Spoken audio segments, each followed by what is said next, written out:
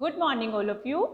आज का जो ये हमारा वीडियो है, उस वीडियो में हम बात करेंगे रुचि के बारे में कि रुचि क्या होती है, इंटरेस्ट क्या है। इसको रुचि या अभिरुचि के नाम से बुलाया जाता है। रुचि को अंग्रेजी भाषा में इंटरेस्ट कहते हैं। इंटरेस्ट शब्द लैटिन भाषा के इंटरेस्टेड शब्द से बना है, जिसका मतलब होता है लगाव उत्पन्न होना, कुछ उत्पन्न होना, दूसरों से भिन्न होना, अलग सा विषय होना। चलिए, अब अर्थ के बाद अब हम बात करते हैं परिभाषा पर कि रुचि की क्या परिभाषा होती है।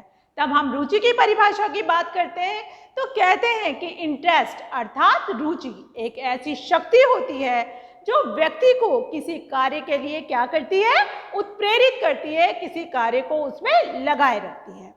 फिर हम दूसरी परिभाषा की बात करते हैं कि दूसरी परिभाषा में रुचि के विषय में क्या कहा गया है। चलिए हम चलते हैं व्हाइट बोर्ड की ओर और बात करते हैं रुचि के बारे में। देखो लिखा है, रुचि किसी व्यक्ति या प्रक्रिया की ओर आकर्षित होने, उसे पसंद करने, उससे दृष्टि करने की ओर ध्यान आकर्षित करने की प्रवृत्ति है।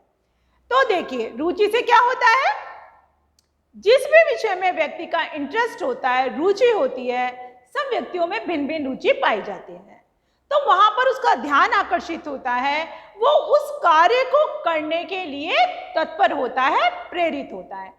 अब हम बात करेंगे रुचियों के वर्गीकरण को लेकर कि रुचियों का क्या वर्गीकरण होता है या रुचि के कितने प्रकार हैं। जेम्स महोदय ने भी रुचियों का वर्गीकरण किया है, लेकिन हमने जो व्हाइट बोर्ड पर लिया है उसमें हम सामान्य बात कर रहे हैं। देखिए, रुचि जन्मजात होती है और रुचि अर्जित होती है। हम सबसे पहले बात करते हैं रुचि जन्मजात होती है। जो रुचियां जन्मजात होती हैं वो सब रुचियां मूल प्रवृत्ति पर आधारित होती है। देखिए, नाम आया है मूल प्रवृत्ति का, तो मूल प्रवृत्ति पर आधारित होने का मतलब है मैकडूगल का मूल प्रवृत्ति का सिद्धांत।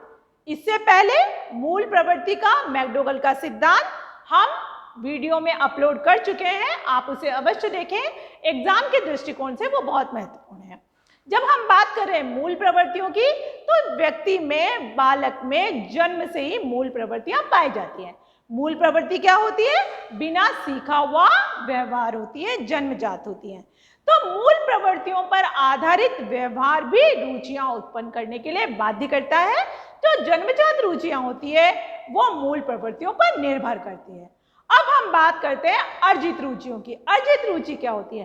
अर्जित रुचियां वो होती है, इंटरेस्ट वो होता है जो सीखा हुआ होता है, जिसमें हम रुचियां उत्पन्न करने का कार्य करते हैं। फिर आप देखेंगे कैसे करते हैं। जब हमें किसी विषय का, शिक्षण का, ज्ञान का जब हमें मालूम पड़ जाता है, उसकी उपयोगिता के बारे में मालूम पड़ जाता है, वो हमारे दैनिक जीवन में काम आती है, यदि उससे हमारा भविष्य सुरक्षित होता है, तो आप देखेंगे उस विषय में हमारी रुचि जागृत हो जाती है। जैसे मैं एक उदाहरण के माध्यम से आपको समझाने का प्रयास करती हूँ। यदि कोई एक बेरोजगार व्यक्ति है, अब उसका इंटरेस्ट रोजगार में है, तो आप देखेंगे जब भी वो अखबार उठाता है पढ़ने के लिए, पेपर उठाता है पढ़ने के लिए, तो वो उस कॉलम पर जाएगा जहाँ पर लिखा होगा आवश्यकता है, नीड है, रिक्वायरमेंट है, तो वो उस रुचि के दृष्टिकोण से उसका ध्यान बरबस वहाँ चला जाता है। इससे एक परिभाषा को तो हमने सिद्ध कर दिया कि रुचि ध्यान को आकर्षित करने वाली है। चलिए और बात करते हैं हम रुचियाँ कैसी होती हैं। अभिव्यक्त रुचि होती है, आप व्हाइट बोर्ड पर देख पा रहे होंगे, अभिव्यक्त रुचि, जिसे अभिव्यक्त कर दिया जाता है, बता दिया जाता है। प्रदर्शित रुचि होती है, रुचियों का व्यक्ति प्रदर्शन करते हैं। देखिए, चित्रकला में रुचि है, नृत्य में है, पेंटिंग में है, सिलाई कढ़ाई बुनाई में है, डिजाइन बनाने में है, तो आप देखेंगे कि उसका प्रदर्शन व्यक्ति स्वयं करता है। फिर हम बात करेंगे परीक्षित रुचि पर कि परीक्षित रुचि क्या होती है। तो परीक्षित रुचि पे जब हम बात करते हैं तो हम ये कहते हैं कि बहुत सारे विषय, बहुत सारे कार्य ऐसे होते हैं कि व्यक्ति उनको देखकर भी सीख लेता है। देख देख कर, कहते हैं खरबूजे को देखकर खरबूजा रंग बदलता है, उसी प्रकार देख देख कर भी हम सीख लेते हैं। तो उसको देखकर भी इंटरेस्ट जागृत पड़ता है। अगर कोई ड्राइंग करता है और मुझे अच्छा लगता है और मैं थोड़ा सा प्रयास करती हूँ तो आ जाता है, तो उस विषय में हमारी रुचि बन जाती है। फिर हम बात करेंगे अन्वेषित रुचि की। अन्वेषित जो शब्द है वो अन्वेषण से बना है।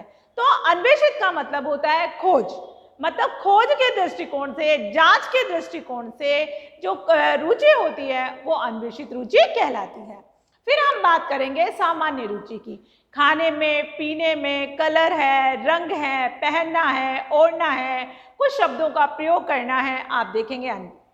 फिर हम बात करेंगे व्यावसायिक रुचि की। इन सब एक व्यक्ति में कौन सी रुचि है। जैसे मैं यदि अपनी रुचियों के बारे में नहीं जानती तो शिक्षा मनोविज्ञान जगत में बहुत सारे मनोवैज्ञानिक परीक्षण इस बात के लिए हैं कि हम अपनी रुचियों को जान सकते हैं। व्यावसायिक रुचि प्रपत्र है, शैक्षिक रुचि प्रपत्र है और बहुत सारी ऐसे रुचि प्रपत्र हैं। यदि प्रयोज्य पर उन मानक परीक्षणों का प्रयोग किया जाए तो व्यक्ति अपनी रुचि के बारे में जान सकता है। देखिए, अभी हम बात कर रहे थे व्यावसायिक रुचि के बारे में कि व्यावसायिक रुचि क्या होती है। तो व्यावसायिक रुचि आपका किस व्यवसाय में, कौन से व्यवसाय में आपकी रुचि है, कौन से व्यवसाय में आप सफल हो जाएंगे, कौन से व्यवसाय में आपका रुझान है। तो व्यावसायिक रुचि प्रपत्र का यदि प्रयोज्य पे प्रयोग किया जाए तो कौन सा व्यवसाय आप चुनेंगे, उससे संबंधित जानकारी आप प्राप्त कर सकते हैं और व्यवसाय का चयन करने में आप 100% उसमें सफल हो सकते हैं। फिर हम बात करेंगे शैक्षिक रुचि की कि शैक्षिक रुचि क्या होती है। तो हम बात करेंगे शैक्षिक रुचि की। तो हमने कहा कि शैक्षिक रुचि क्या होती है। तो शैक्षिक रुचि का मतलब है आप विषय से संबंधित, शिक्षण से संबंधित, अध्ययन सामग्री से संबंधित आप किस विषय में रुचि लेते हैं, उस विषय पर आपका भविष्य क्या निर्भर करता है, कौन सी नौकरी जो आप करना चाहते हैं, बिजनेस करना चाहते हैं, वो आपके लिए सहायक है। तो शैक्षिक रुचि प्रपत्र का यदि प्रयोज्य पर प्रयोग किया जाए तो विषय का कठिनाई स्तर, विषय में प्रयोज्य का विषय में इंटरेस्ट और लंबे समय तक उसमें बना रहे, इन सब बातों के बारे में हमें मालूम पड़ जाता है। तो ये जो हमारा आज का वीडियो था उस पर हमने 3 विषयों पे बात की है कि रुचि का क्या अर्थ होता है, रुचि की क्या परिभाषा है, रुचि को कैसे विद्वानों ने परिभाषित किया है और रुचियों के वर्गीकरण के बारे में। जब हम आप इसका एक स्क्रीनशॉट ले लें, जब हम अपने अगले वीडियो में चलेंगे तो फिर हम बात करेंगे यहाँ पर अभिरुचि की विशेषताओं की और बच्चों में अभिरुचि को कैसे उत्पन्न किया जा सकता है, उन विधियों की, और रुचि के कितने पहलू होते हैं, वो हमारे लिए क्यों उपयोगी है, उसकी। बहुत बहुत धन्यवाद।